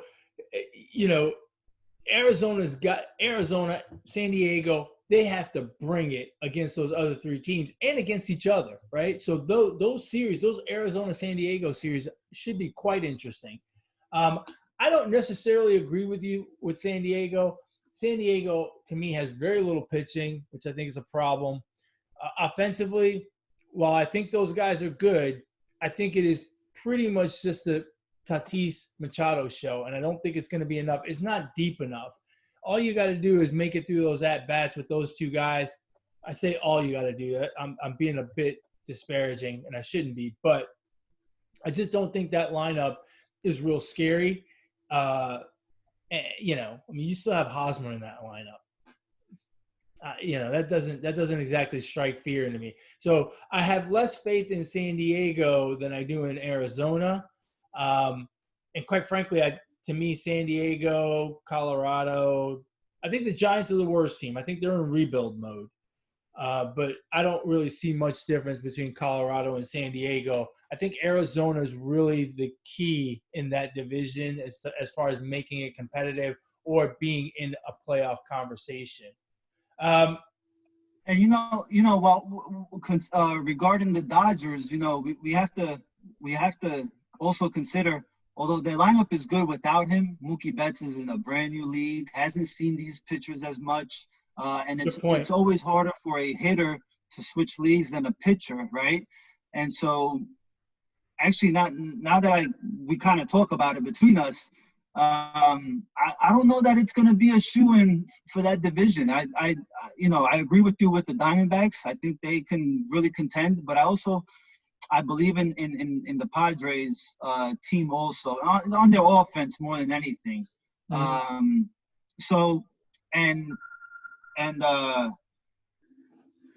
don't know if, again, I'm going to say this about all three divisions because they have to play each other. And the A's are going to be a tough competition. They always are. The Angels are a tough competition. Those guys, when you look at that lineup, they added Rendon, they got Mike Trout, they got Pujols, they got Ohtani. It's a really good lineup. The Astros without the trash cans, we don't know if they're a good lineup. With the trash cans, they're a good lineup.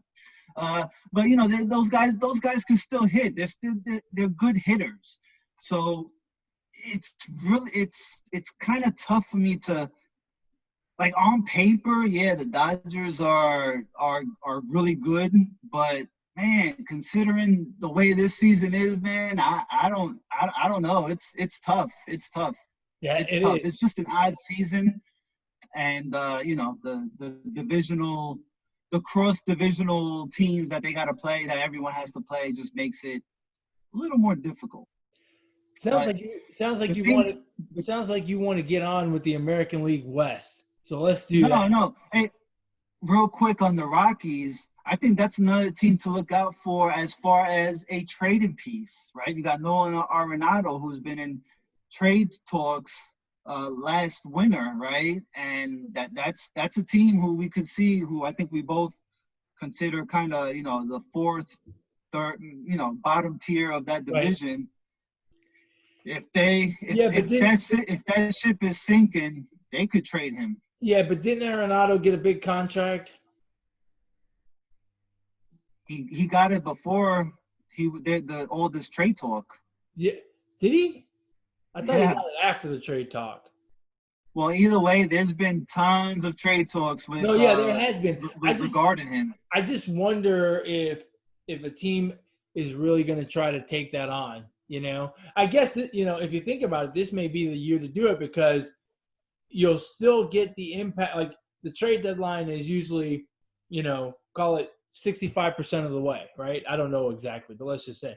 If you do it 65% of the way now, considering you're paying them so much less, it's really scraps, but it'll have the same effect on the season on a team that's close. So maybe it'll actually make him more sought after. I mean, we're talking about the best third baseman in the league. Top 2, top 3. Yeah, you make the Oh no, move. he's the best third baseman in the league. Yeah, I mean, if I don't know, Chris Bryant goes down and the Cubs have have the goods to fork over and for the Rockies, do they pick him up? I mean, I'm probably Well, not the Cubs, but any team, any team that doesn't have Rendon and Josh Donaldson and I mean, I can't even name another good third baseman, right? But aside from those the Cardinals could strike a deal for him. I mean, they always have a decent farm system. The Mets, right? So it could happen. I mean, absolutely. I mean, I guess the Astros with Bregman wouldn't do it, but I mean, there's probably a good 15 teams that would do it, and not because their third baseman is necessarily that bad, because they can move that third baseman to second base or whatever, right? They could fill another hole, and I mean, you can't really pass on Arenado if you have that chance. Yeah. All right, so let's move on to the American League West. Look, is anyone happier about fanless baseball than the Houston Astros? Nobody. No, the Astros are like, yes, no fans. Because they got one team that's happy, and you got 29 other teams that are upset. Yeah, I mean, everyone, it's a huge financial hit to everybody, and the Astros are absolutely loving it. You know what I hope? I hope the Astros embrace the villain role this year, and I hope they go out and I hope they say it. I hope they flat out say it. I hope they get them on an interview and they go, yeah, look, I'm glad. Their first road trip, they're going to get a whole bunch of questions, right? Their first game as a visitor, let's say it's in Oakland. It'd be great if they just said, yeah, it was great. It would be even better if they said, it's just like playing at home. We could hear everything. We could hear people yelling in the dugouts. It was great. You know what, though? From a media perspective, they may get another bailout there, right? Because with all this COVID shit, the reporters are not going to be there live. So everything's got to be done virtually, right? Mm-hmm. So they may not get a lot of media time either, right? Considering all this shit happening, you got to get different guys taking interviews and stuff like that. So, they're just getting bailed out left and right. They may get a complete pass on this whole thing. But like I said a long time ago, they're going to get a pass. But remember, people and teams will not forget. They will not forget, my man. Well, but here's the thing. Here's the interesting thing too, right? I think, this is just my opinion, baseball will be extremely harsh if there's any kind of shenanigans, any kind of throwing at players, any kind of benches clearing, right? Because they don't want – what happens if the bench is clear? There's only going to be 9 guys come out? No, they're going to come out of the stands, right, which is a bigger problem. So I think baseball – look, before this whole thing, baseball was going to send out a memo and say, y'all play baseball with the Astros. Don't play beanball. And now with this whole COVID thing, the message, I'm sure, is probably twice as strong. Don't mess around. Play the game and let it go. So now why didn't baseball have that same energy when they sent out the memo to the Astros about cheating? Well, they sent the memo to the whole league.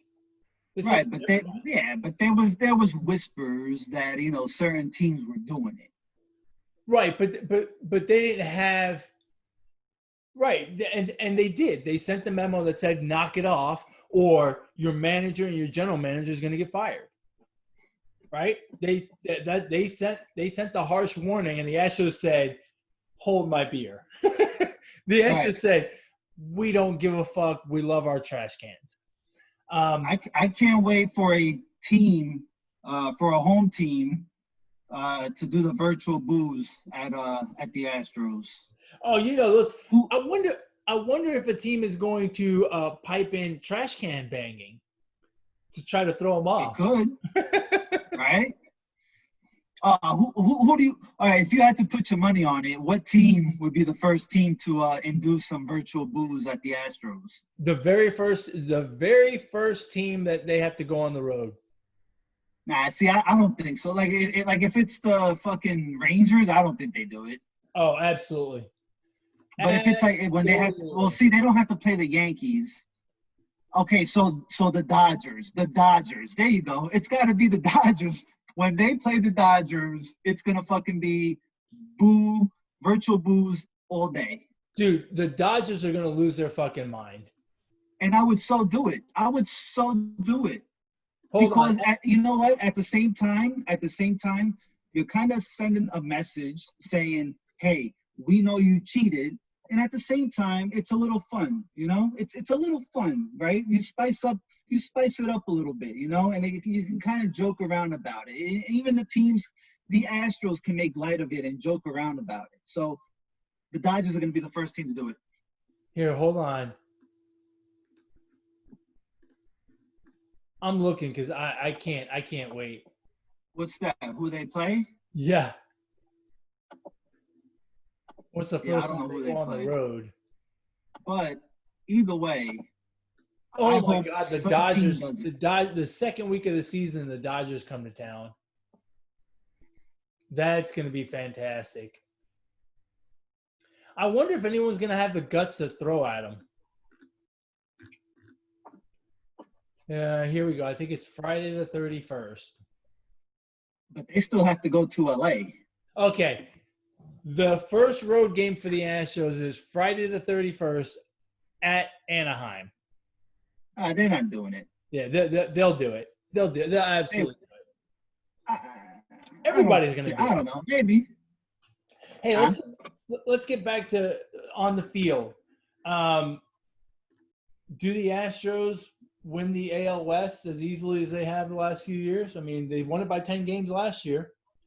No, it won't be. It won't be easy if they do. You know, I mean, we're talking about. Look, it's going to be tough to be good again. They lost a real big piece in Garrett Cole. They don't have the same manager. You know, Verlander's older. He's not gonna be as good as he's been. I mean, we could very well see an Astros team that takes a big step back here. Yeah, you know, I don't know if they will or not, but I wouldn't be surprised if they did. And I'll tell you why. I think the change in manager is a big deal. Dusty Baker's a good manager, but he's never been a great manager. And the loss of Garrett Cole is a big deal. Look, most series or most of the time when you had 2 out of 3 started by Verlander and Cole, you knew you were going to win 2 out of 3, right? Because if one of them slipped, you'd pick it up on the other game. I mean, it's a big boost of confidence. You don't have that now. Here's the other thing. They lost Will Harris out of the bullpen, which I think is a big deal. Wade Miley out of the bullpen. They lost both catchers. I don't know who's going to catch. Those catchers weren't great, but they did a good job with the pitching staff. Chirinos. Actually, they kept Maldonado, who is the worst of the two. If that's going to be their catcher, that's a step back. So, they haven't gotten better. And they've lost some considerable pieces, right? I think Will Harris out of the bullpen was a key piece. Garrett Cole is a huge piece. Losing Chirinos is a problem as well. So, look, next man up, right? You never know, but losing those pieces may be a problem. Now, the fact that it's a shorter season may make it a little bit easier for them, but then you got to wonder, right? Like, with a long season, you get a big lead and you kind of, you lose a couple games, not a big deal. Your lead shrinks from 10 to 8, no big deal. But now, if you build a 4-game lead and you hit the skids and drop 3 in a row, now all of a sudden, the other team's 1 game back. I think in some cases it could put some pressure on these teams that we think are going to win the division easily, right? Like we talked about the Yankees, we talked about the Astros, and we talked about the Dodgers. I think those are the 3 that we think are the most dominant teams in their divisions. it's gonna look close all the time, because you're not going to build a 10-game lead or a 15-game lead, or like the Dodgers, a 21-game lead. So, you hit the skids for it. You hit a bad patch and lose 3 in a row, and all of a sudden your 3-game lead is gone. It could build more pressure for these teams that we think should coast through the regular season. Right. Yeah, I mean, and the other thing with the Astros, and I know everybody, right? All the teams haven't played ball in a while, but with everything that went on with them, they didn't have the luxury of just to kind of, even though the questions were going to be around and all that, they didn't go right into playing baseball. It's a long layoff, right? We don't know to what extent this affects them, right, to concentrate, even though it's only for 60 games. But, I mean, to kind of get back into the groove of things, I see a really slow start for them. Not a really slow start. I just see a slow start for them, and to make it up in 60 games, within 60 games, is going to be a little tough for them, I think. I agree. I agree. And the other interesting thing too is, the break is almost a bad thing, because now they're going to have to go through the questions again. Remember in spring training with the terrible press conference with Altuve and Bregman and Dusty Baker. They went through a lot in that period of time, and I think they're going to go through it again. I don't think the media is going to let up. I think when the games start, that's all they're going to hear in those first few weeks. They're going to hear questions about, the sign stealing and what's it like now with fans. What are other players saying to you? What did you think about that inside pitch from so and so? I think that it's not going to go away for a while. And whereas before, by the time we got to July, it'd be old news. Now we're kind of kicking it back up, and I don't think it's going to go away. I don't think the media around the country is going to let it go away, and it's just they're going to continue to have this conversation. Who do you think's the big? The Astros? The Astros have a excellent lineup, I think. I mean, cheating aside, I think those guys can hit, right? But one last thing, they have a target on their back, and they gotta play a team that they supposedly cheated against, the Dodgers, right? You still gotta play the Diamondbacks, who we think are going to be good, decent, and you still gotta play the division, so that I think got a little better. So it's going to be tough for them. Who do you think's the biggest threat to them out in the West? I have to say it's the Angels. I gotta say it's the Angels. I think their lineup got better.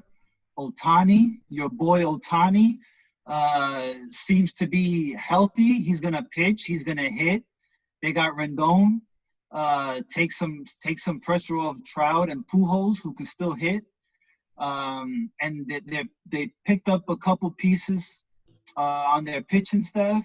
Mm-hmm. Joe Madden is their manager, so I think they made a big improvement in the winter, and I think that they're going to be the biggest threat to the Astros. For sure, they made the biggest improvement in the AL West. I think Rendon is huge for that lineup. Him and Trout, talk about a 1-2 punch. And it may actually rejuvenate Pujols. Usually, when you get a big signing like Anthony Rendon, right?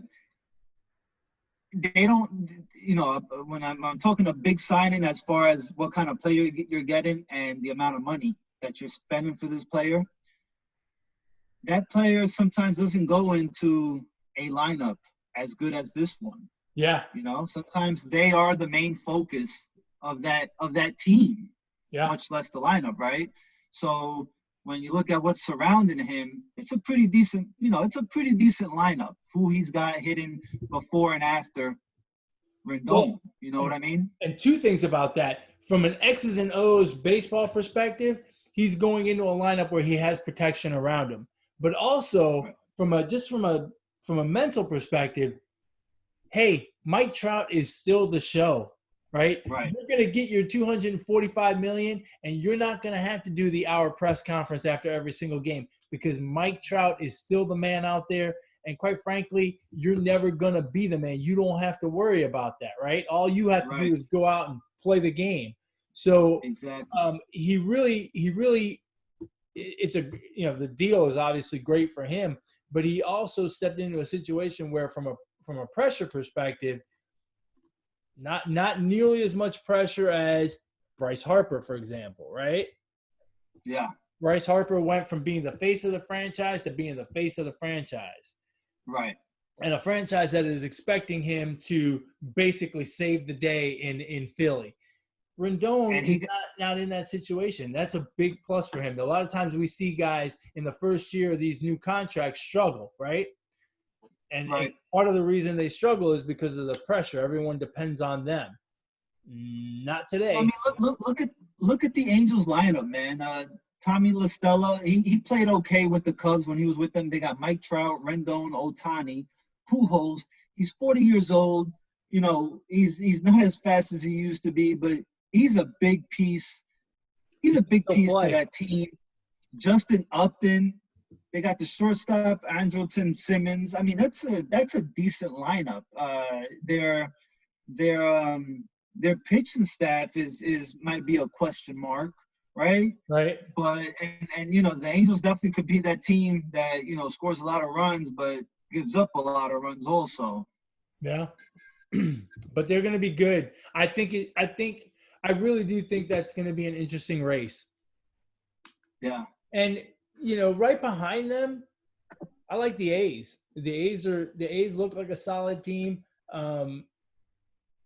You know, they always manage to play money ball and do a lot with not a whole lot of money. Look, they came in second last year. The Angels were 35 games out. So, you know, obviously they had to make big moves in order to move up in that division and get closer. Yeah. But the A's were there. Remember, the A's well into August were pretty close, and they made the playoffs. They actually made the playoffs. So they're a team that they didn't make a lot of moves, but they could still be a problem for the Astros. Yeah, definitely. They always seem to be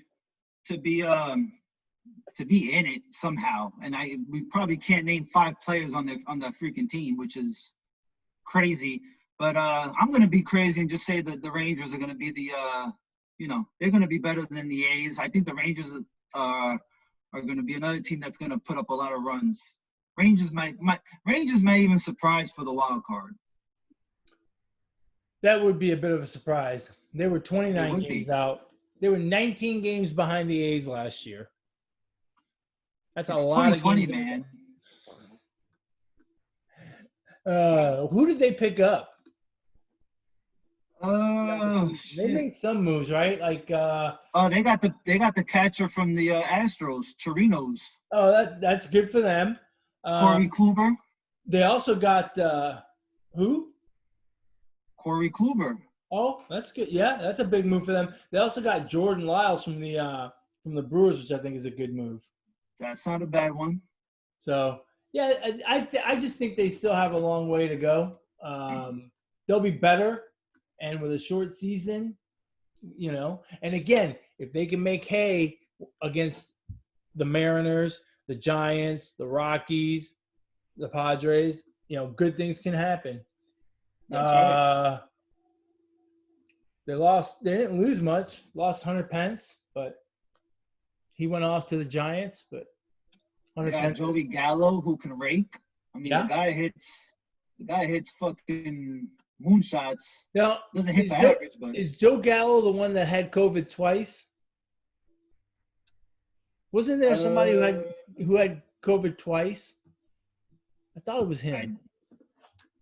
Might have been. I don't know. Could be wrong. I know a bunch of players from the Twins had COVID.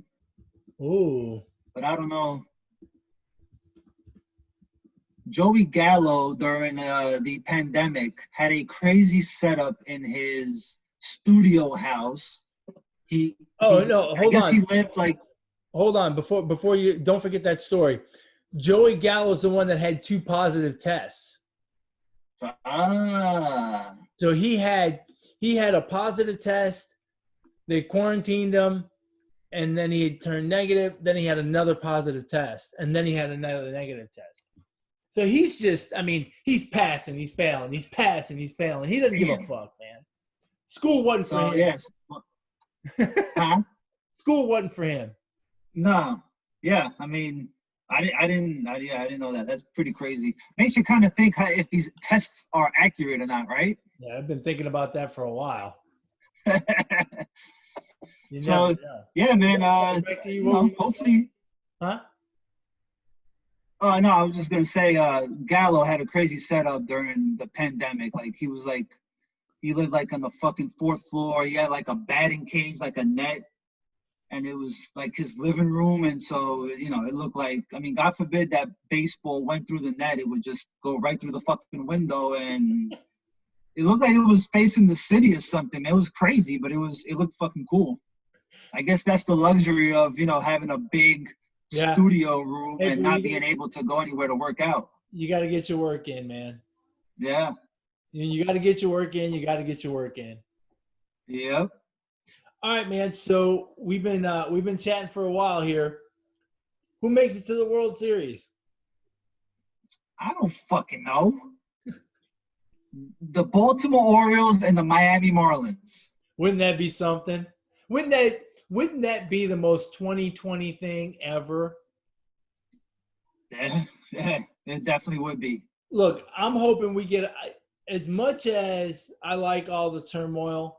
I kind of want to see a classic. Like I kind of want to see Yankees and Dodgers. I kind of want to see the Astros and the Dodgers. Look, 2020 has been crazy. I kind of want to see I want to see a classic. I want to see. Yeah, but that wouldn't fit the narrative. No, it wouldn't. Exactly. Maybe that'd be the sign that this fucking narrative is over, right? We're ready to move on.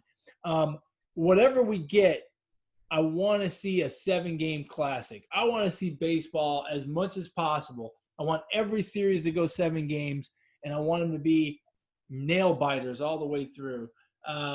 Look, I don't know who's going to win. I think whoever comes out of the NL East has a good shot. Obviously, I like the Dodgers.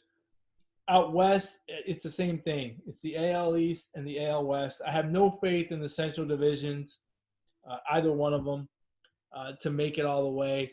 But you just never know. Last year's Nationals proved one thing. If you get hot, you can ride that for a long time. And if someone gets hot over the last 30 games, I mean, we could see someone we never thought was coming, right? We could get all of a sudden the Cubs could be in the World Series, and we didn't think it was going to happen. All of a sudden, we could see, the White Sox, or all of a sudden we could see, the Rays or the Angels. I think the races are going to be very interesting because without a lot of games, it's going to be close. No one's going to run away and hide. No one. I don't think anyone's going to win by 10 games. I think the biggest margin will probably be 6 or 7 if one of these predictable teams that we thought were gonna do shit, right? Right. What else? You think we'll see a no-hitter in the shortened season? I mean, why not?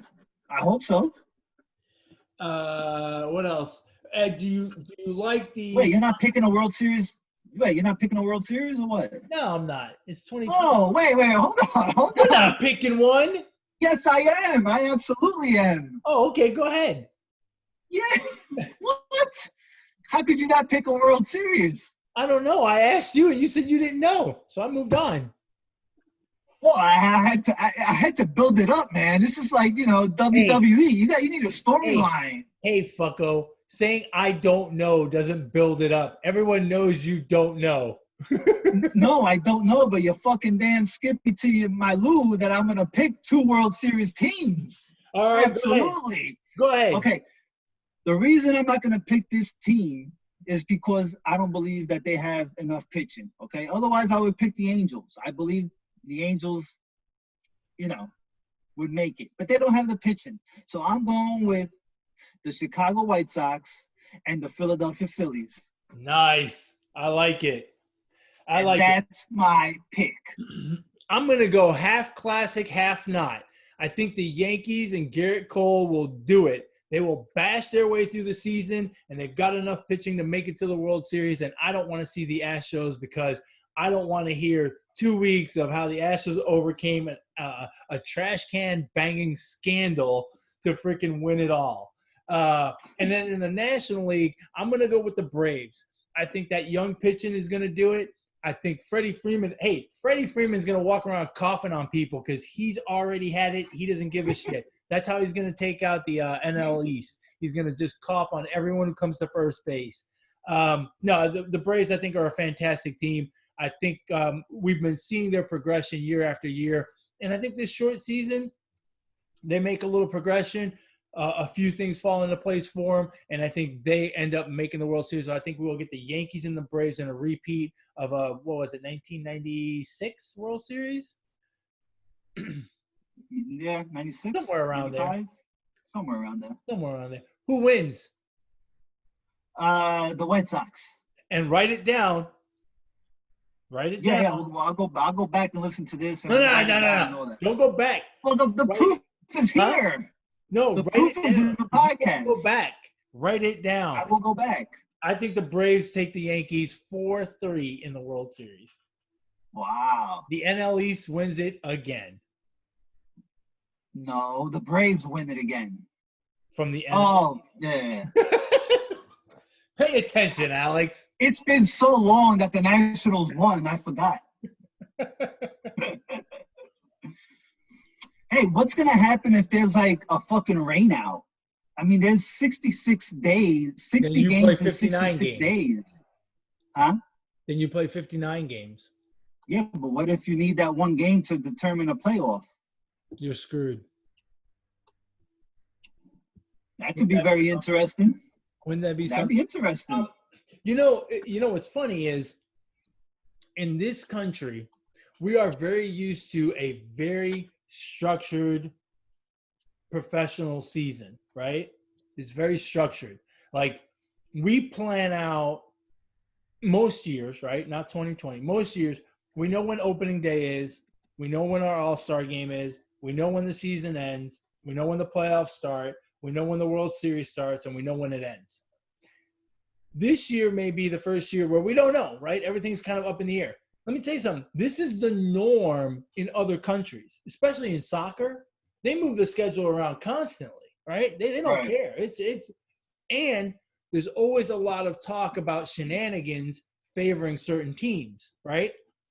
So this year, we may get a taste of what life is like in South America and in Europe in our planning, right? Because if there's a rain out and they decide not to make it up and it involves the Yankees or the Red Sox or, a big team or a small market team, we're going to get all that conversation that we normally never get. Never even crosses our mind. But we're going to get some interesting stuff. And I promise you, any game that's not made up for whatever reason and it affects the playoffs or whatever, if it involves the Yankees or the Red Sox or the Astros, God forbid it involves the Astros, right? People are going to lose their mind. It's going to be very interesting. You think we'll see a batter hit 400? I wonder about the averages, right? Because the averages can get really skewed. I don't think so. 60 games is still a long way to go. And more importantly, I don't think we have that kind of hitter, right? If we had a Wade Boggs type of hitter, if we had a George Brett type of hitter, if we had a Pete Rose type of hitter amongst our elite now, then I could see it. The problem is nowadays our elite hitters are not really high average guys. They're high home run and RBI guys. And so I don't think we're going to see 400. That's why I don't think we're going to see it. I think Cody Bellinger fans would highly disagree with you. Remember last year he batted 400. He went pretty deep into he batted 400 for like the first 2 months of baseball. Really? Did he go that far? He went pretty deep, yeah. But again, when I think of Cody Bellinger, I don't think of him as a I don't think of him as a singles and doubles hitter. I think of him as a doubles and home run hitter. Right. And I think that kind of skews it a little bit. On I the think pitching there's side, a very I tell you where we could see an average go, like an ERA average, that could go down.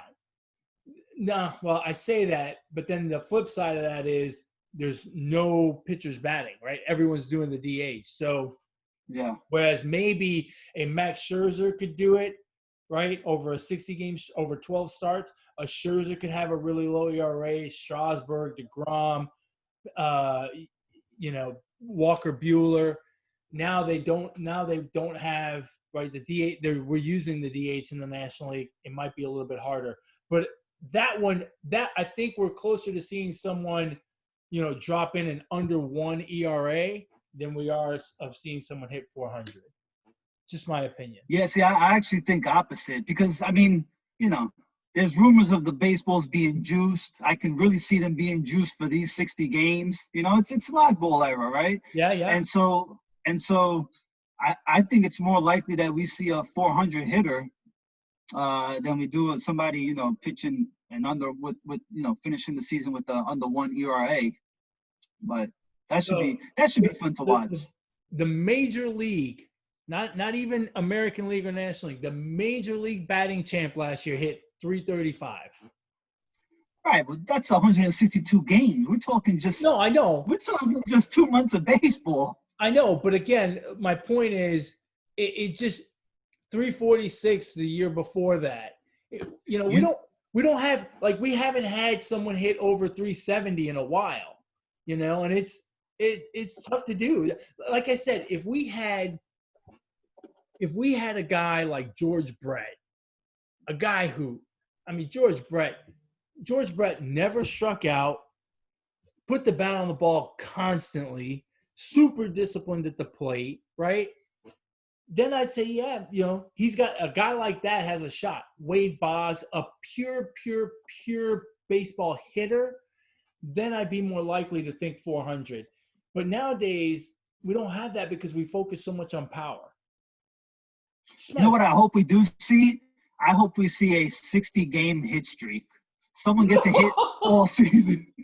Oh, wouldn't it be something if a guy takes a collar the first 5 games and then goes on a 55-game hitting streak?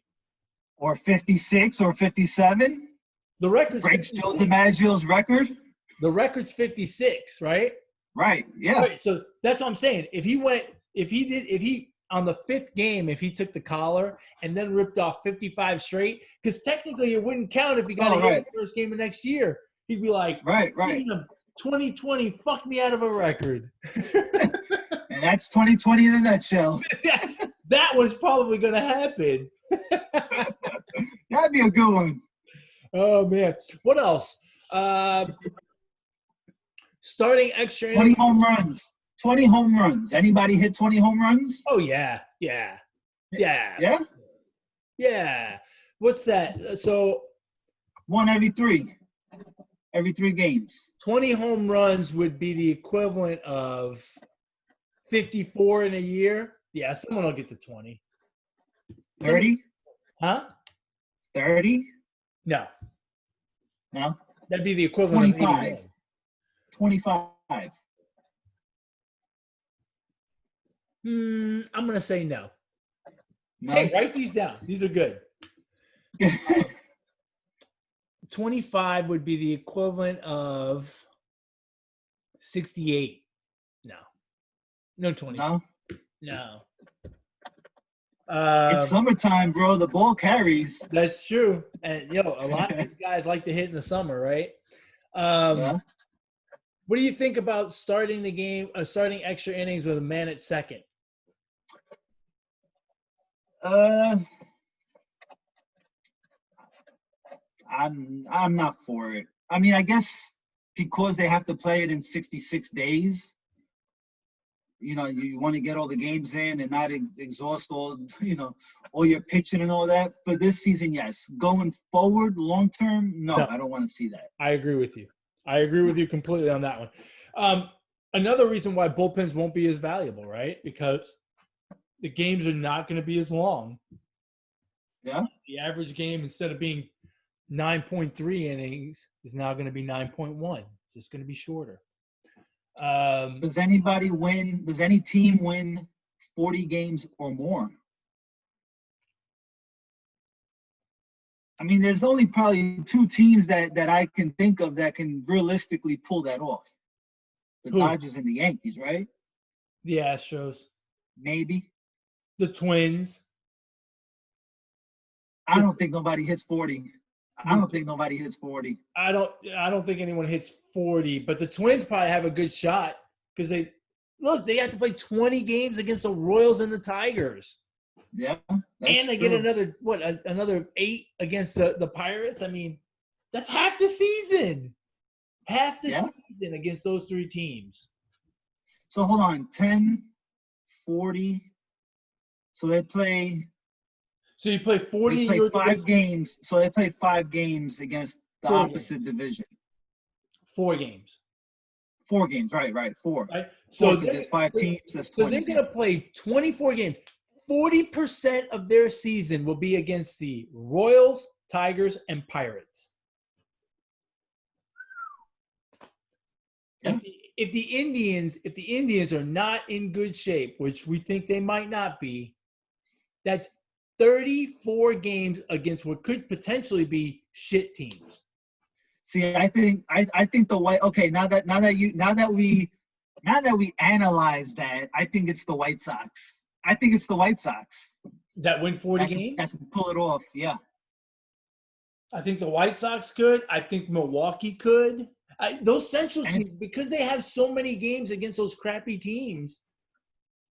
And it actually falls perfect to my World Series prediction. They're the only team that wins 40. They'll be the only team to win the World Series this year. There you go. And a couple of years ago, and you and I know this very well because it was our guy that won it, right? Jacob deGrom won the Cy Young with 10 wins. Will this year's Cy Young winner have 10 wins? Yes. I say no. Yes. Oh, yeah. I think easily a pitcher can have a 10-1, 10-2 stretch. Yeah, but it's really hard to get a decision 10 times out of 12. Right? So hold on. Let me look. Oh, yeah, it's hard. Okay, Jake Flaherty went like 9-1 last year. He went 9-1 in the second half with an under 1 ERA, the pitcher for the Cardinals. Yeah. It's possible. It could happen, I guess. Here, hold on. Let me look real quick. Well, anything could happen, Ed. This is 2020. This is crazy.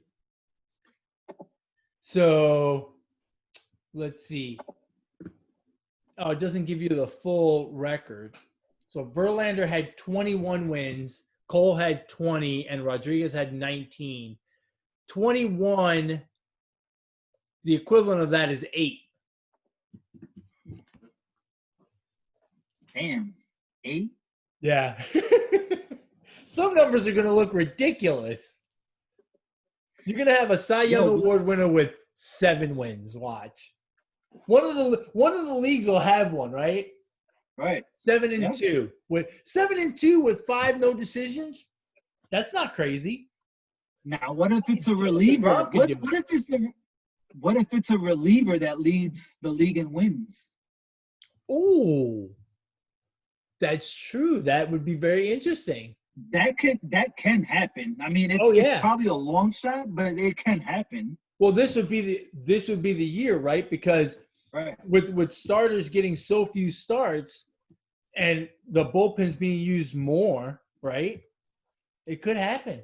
Man, that would be interesting. So, okay, so you would say 7 or 8 wins is a 20-game season. Is a 20-game season. 20 wins. Oh, okay. It's equivalent to 21 season.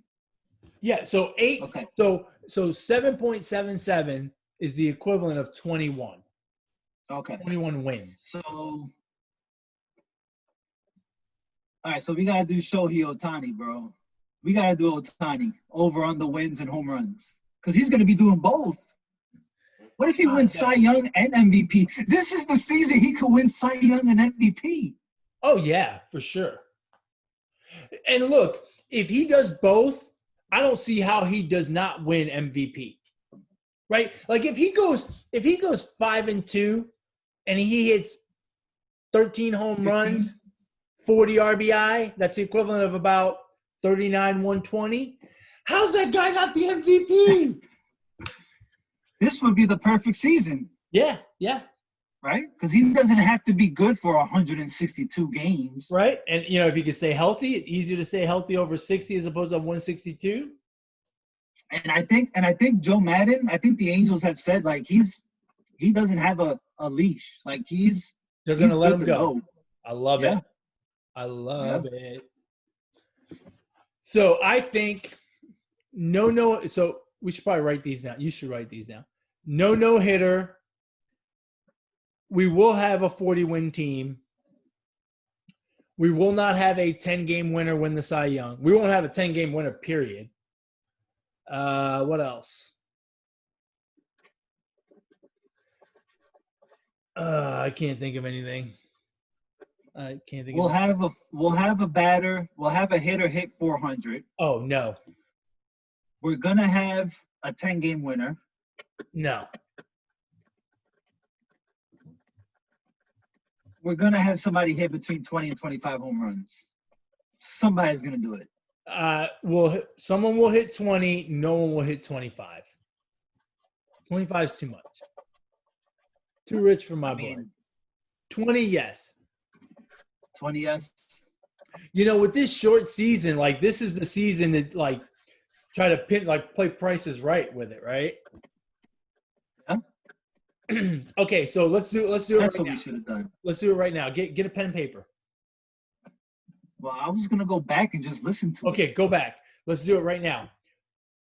The number of wins to win the Cy Young. No. Oh, 10. I think somebody gets 10. Okay, I say 8. Home run leader. 22. Shit. 23. I was going to say 22. Highest number of wins by a team. Oh, by a team? 39. 40. Oh, you just said no one's going to hit 40. No, I did. I said someone will hit 40. Okay. At first I said no, but then when we analyzed the Central, I thought, yeah. What's the other one? Losses. How about losses? Anybody hit 40 losses? Oh, yeah, for sure. Yeah, someone. Okay. What's the number? Of losses? Yeah. I'm going to go 41. Dude, there's some bad teams out there. You got the Orioles, the Marlins, the Royals, the Tigers, the Mariners, the Giants. That's 6 teams. Yo, I just realized we didn't give any love. I realized we didn't give any love to the Mariners in this. We talked about the AL West. Look, I don't think anyone in Seattle is going to love the Mariners this year, so much less us. I think someone loses 43. 43 games. Can you imagine going 17-43? That's not unrealistic. No, it's not. It's not unrealistic. But that's considering in the past 10 or 15 years, we've had a few 100-game losers. Yeah. No, it could happen. I mean, It would be 17. A 17-win team would be the equivalent of winning 46 in a 162-game season. Oh, my God. Talk about painful. 116 losses in a year. Whew. That hurts. Jeez. All right, man. You ready to wrap it up? That's it, yeah. Cannot wait until Thursday when we start this MLB season. Finally, it is here. I hope everyone has enjoyed the baseball preview. If you have comments for us on the show, you can email the show, positivesports10@gmail.com, positivesports10@gmail.com. If you want to share your thoughts and opinions with Alex, you can do so on Twitter. How do they reach you, Alex? On Twitter at Brooklyn Gaucho 1. And if you want to share your opinions with me, let me know who you think what the magic number is going to be this year. You can reach me on Twitter as well at eMontana21. I hope you've enjoyed our 2020 MLB season preview. I hope you guys enjoy the baseball season as much as Alex and I will. Alex, you got any parting shots? No parting shots. Maybe I'll take a couple shots, but other than that, I'm ready for Thursday. I'm ready for Thursday. I can't think beyond Thursday, man. I'm not thinking about work. I'm not thinking about anything. I want to get down to the business of baseball, baby. All righty, folks. As always, ignore the negativity. Be the positivity. Peace.